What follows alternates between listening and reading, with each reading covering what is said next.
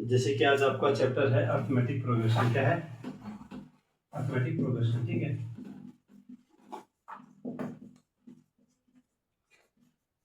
EP है, EP, जिसमें क्या होती है, कुछ टर्म्स आती है जिसमें क्या है, ई क्या है आपका फर्स्ट टर्म, क्या होता है फर्स्ट टर्म, और डी क्या है आपका कॉमन डिफरेंस। क्या है? Common difference. कॉमन डिफरेंस बोले तो अगर आपके पास सीरीज को A1 A2 A3 ऐसे करके है, तो आपके पास अगर डी निकालना होगा तो आपको क्या दूसरे नंबर से पहले नंबर को क्या करना है, सब्ट्रैक्ट करना है। तो जिनके बीच में, सबके बीच में जो डिस्टेंस, जो कॉमन डिफरेंस आएगा उसे क्या बोलते हैं, डी। आपके पास मेनली जो दो फॉर्मूले इसमें यूज होंगे वो कौन सा होगा, एक होगा ए एन को क्या बोलते हैं, लास्ट टर्म से भी डिनोट करते हैं, एल से भी डिनोट करते हैं। ए एन का कौन सा फॉर्मूला होता है, a plus n minus one into d. एक तो ये फॉर्मूला आपको याद रखना है। दूसरा हो गया सम का फॉर्मूला आता है।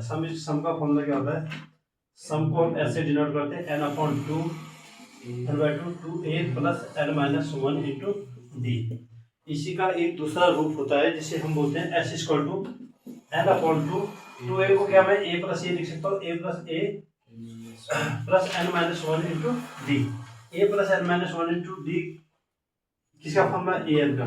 तो क्या मैं s equal to n upon two a plus a n, या आप n by two a plus n लिख सकते हो। ये आपके वो फॉर्मूले हैं जो यहाँ पर आपको एपी में क्या करने हैं, यूज करना। अब आइए आपको क्वेश्चन नंबर 10 पे। ठीक है भाई, determine the AP whose third term is क्या 5 एंड 7 टर्म इज 9।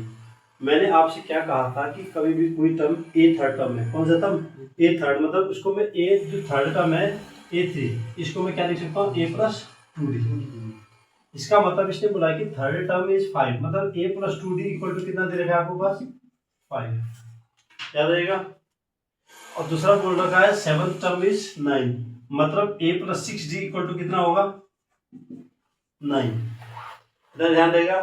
फिर से वही बात, कौन सा method, elimination method. Elimination method में हम क्या करते हैं, हमें निकालना क्या है, एपी। एपी के लिए मुझे ए भी निकालना पड़ेगा, डी भी निकालना पड़ेगा। यहाँ पर मेरे पास एक ही तरीका है, कौन सा तरीका है, एलिमिनेशन मेथड।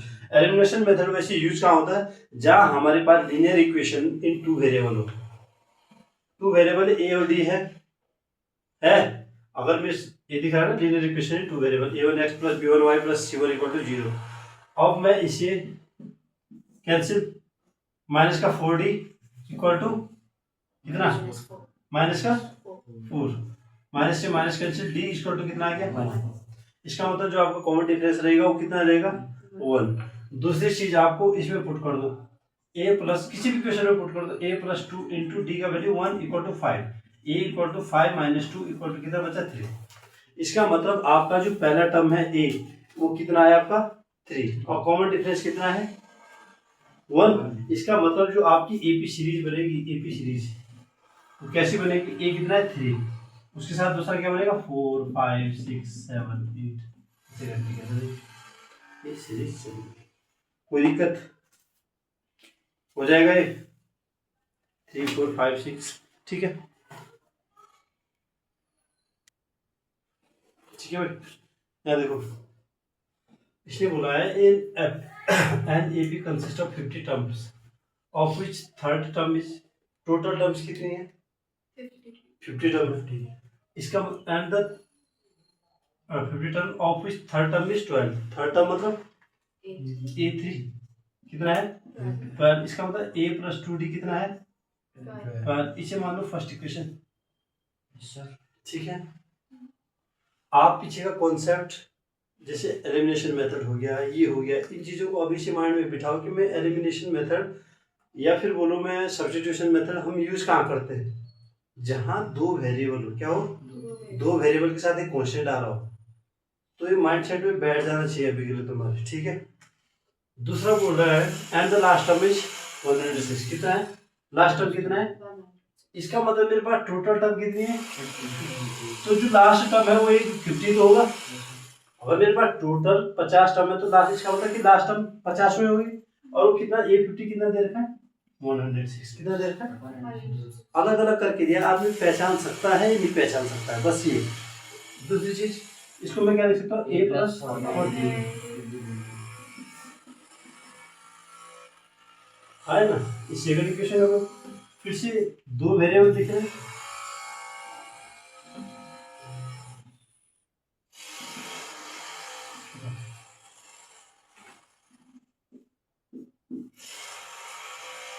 है ना।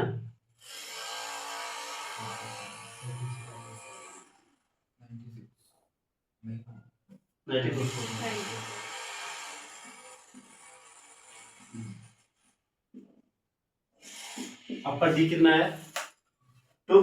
इसका मतलब मैं किसी भी इक्वेशन में चाहे इसमें पुट कर दूं डी इक्वल टू 2 पुट कर दूं तो a plus 2 into 2 equal to 12, a plus 4 equal to 12, a equal to 12 minus 4। इसका मतलब ए इक्वल टू कितना है आपके पास, 30। फाइंड द, ए भी आ गया डी भी आ गया, 29 टर्म देगा। ए 29 क्या लिख सकता हूँ, 29 टर्म को ए प्लस 28 डी। ए कितना है मेरे भाई, ए है आपके पास 8 और 28 इंटू डी कितना है 2। इसका मतलब आपके पास 64 आया। ए कौन सा, ए 29 टर्म। ठीक है, डन। यहाँ देखो the sum of the fifth and the ninth term, मतलब sum of the fifth and the ninth term is तब all of an AP is कितना है 30। मतलब ए फिफ्थ और ए नाइन्थ टर्म का जो सम है वो कितना है 30। पहला क्वेश्चन, ए फिफ्थ मतलब ए प्लस 4d और ए नाइन्थ मतलब a plus 8d equal to 30। 2a plus 12d equal to 30। क्या मैं ऐसा लिख सकता हूँ, a plus 6d equal to 15। First equation यहाँ तक क्लियर है भाई। इसने बोला था कि एक पांचवें टर्म और नाइन्थ टर्म है उनका सम कितना है 30 है। दूसरी क्वेश्चन में आओ, if it's 25 term, if it's 25 term is 3 time the 8th term. जो इसकी 25 टर्म है वो 3 गुना किसके है, ए 8th टर्म के। ठीक है, तो जो 25 टर्म है इसे मैं क्या लिख सकता हूँ, ए प्लस 24d जैसे, और इसको मैं क्या लिख सकता हूँ 3 time of A plus 7d। दिक्कत, अब इसको मैं क्या करूँ, ए प्लस 24d इक्वल टू इसे अंदर मल्टीप्लाई कर दो 3a प्लस 21d।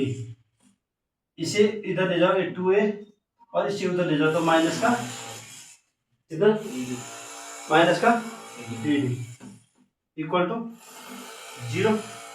ऐसा ही ये कौन सी इक्वेशन बन गई, सेकंड इक्वेशन। अब a प्लस 6d पहले a plus 6d equal to आपके पास 15 है और 2a minus 3d equal to 0। तो हमने वैसे यही पर इसी इक्वेशन को लिख दो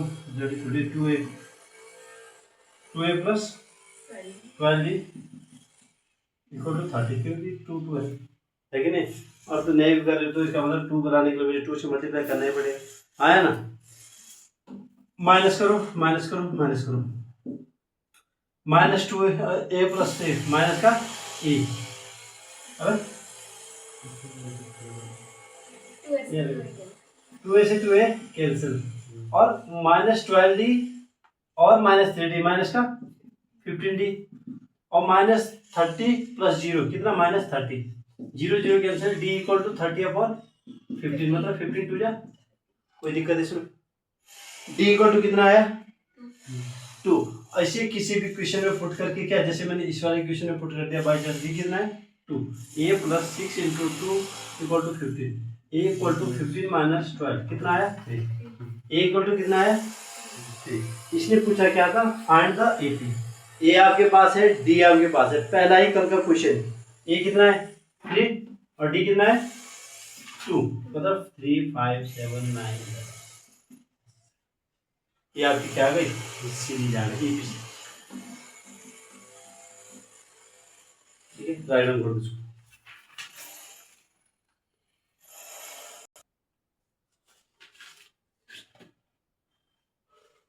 क्वेश्चन नंबर 13 है, ध्यान से देखो कहाँ देख रहा है।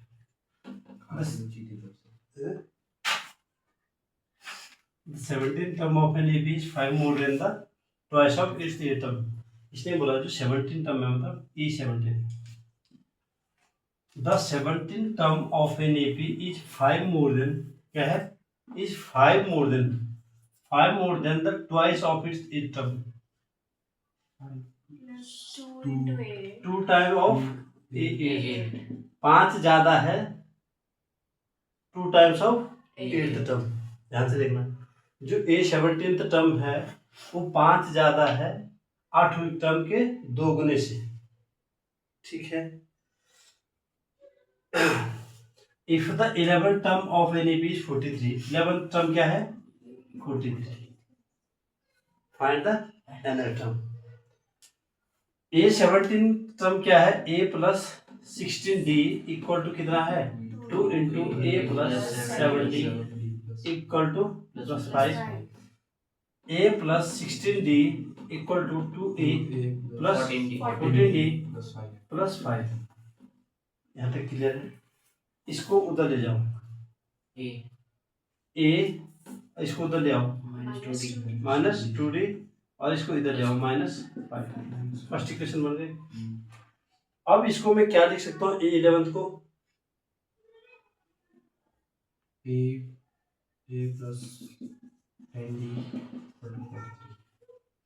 A plus 10D equal to 43. Second equation solve करो by elimination method. Elimination method से सॉल्व करेंगे तो साइन चेंज कैंसर माइनस का 12D और माइनस का 48. माइनस से minus cancel. D equal to 48/12 means 4. कोई दिक्कत? D क्या है 4. ठीक है, D हमारा आया 4. अब इसे किसी भी इक्वेशन में पुट कर दो. माना मैंने इस इक्वेशन में पुट कर दिया D equal to 4. A plus 10 into 4 equal to 43. A plus 10 4 जा 40 equal to 43. A equal to 43 minus 40 कितना 33. इसने बोला था nth टर्म निकालना है. nth टर्म का मतलब होता है कि n की वैल्यू नहीं रखनी. क्या करना है, n की वैल्यू नहीं रखना है. इसका मतलब nth टर्म मतलब an equal to a plus n minus 1 into d. nth term मतलब n की वैल्यू नहीं रखनी है. a कितना है हमारे पास 3 plus n minus 1 into d कितना हमारे पास 4. इसका मतलब nth टर्म हमारे पास 3 प्लस 4n माइनस 4. इसका मतलब nth टर्म हमारे पास आया 4n माइनस 1. ये आपका nth टर्म आ गया. कोई दिक्कत इसमें? ठीक है.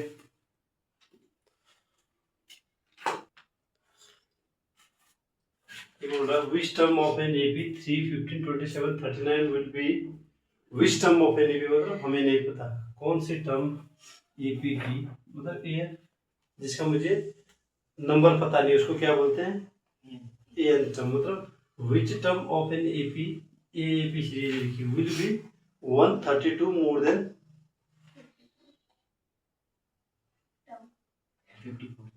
132 more than 54th term. इसने बोला which term of an AP is 132 more than A54 term. A54 मतलब A प्लस 53 A से कैंसिल. D कितना है D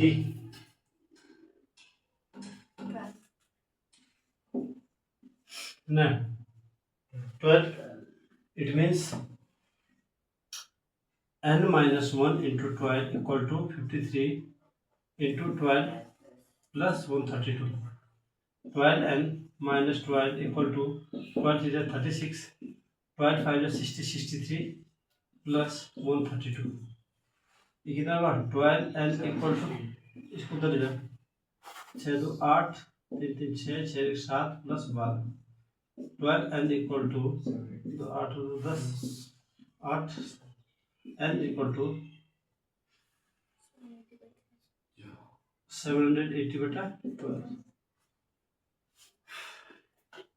क्या है 12 6 72 60 12 60। इसका मतलब जो 65 टर्म है कौन सी टर्म है which term of an AP will be 65वीं टर्म होगी जो इसी 100 क्या है जो 54 टर्म के 132 से क्या है इतना टर्म ज्यादा जो भी दे रहा है कौन सी टर्म है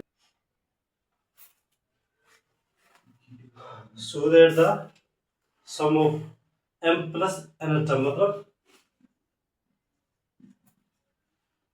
nth टर्म होता तो nth टर्म हम कैसे लिखते हैं ऐसा तो m प्लस nth टर्म को ऐसा लिखेंगे इसलिए बोला है so that the sum of m plus nth term and a m minus nth term of an is equal to the twice of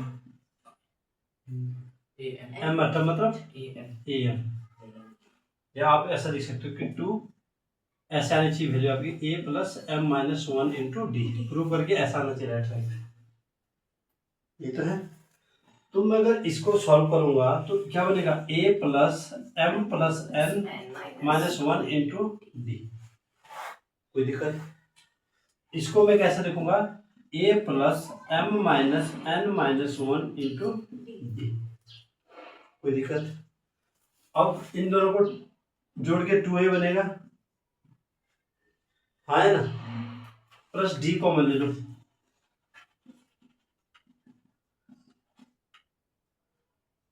D common ले लूंगा अगर मैं तो क्या बचेगा मेरे पास m माइनस n माइनस 1 हाँ है ना 2a प्लस डी इसमें से देखो क्या क्या घट रहा है क्या ये दोनों चीजें घट रही है तो अंदर क्या बच रहा है m क्या बच रहा है m plus m 2m minus 2 यहाँ तक कोई दिक्कत इसमें से दो कॉमन ले लो 2a plus 2d equal to m minus 1 हाँ है ना अब दो बाहर कॉमन ले लो 2a plus m minus 1 into d तो क्या ये प्रूफ इसके बराबर आ गया है हाँ है ना इसका मतलब यही तो है 2 टाइम्स ऑफ a m हाँ है ना ये प्रूव हो गया कुछ भी नहीं था पर थोड़ा सा माइंड सेट था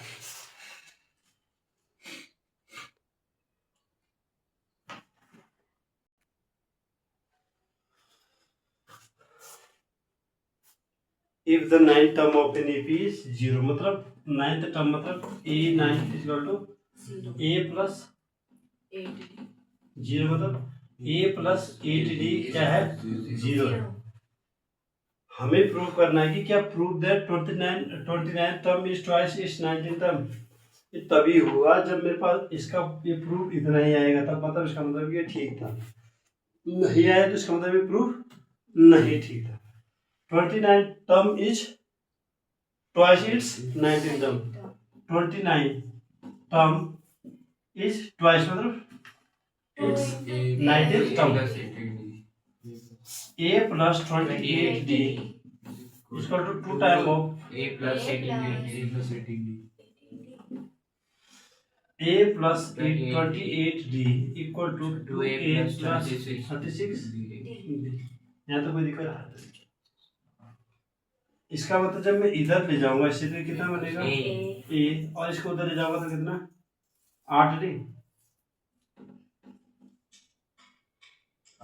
ठीक है इक्वल टू 0 तो क्या हमारे पास वो प्रूफ हो गया जो ऊपर हमें चाहिए सिंपल सी बात और ये हमारा क्या हो गया छोटा सर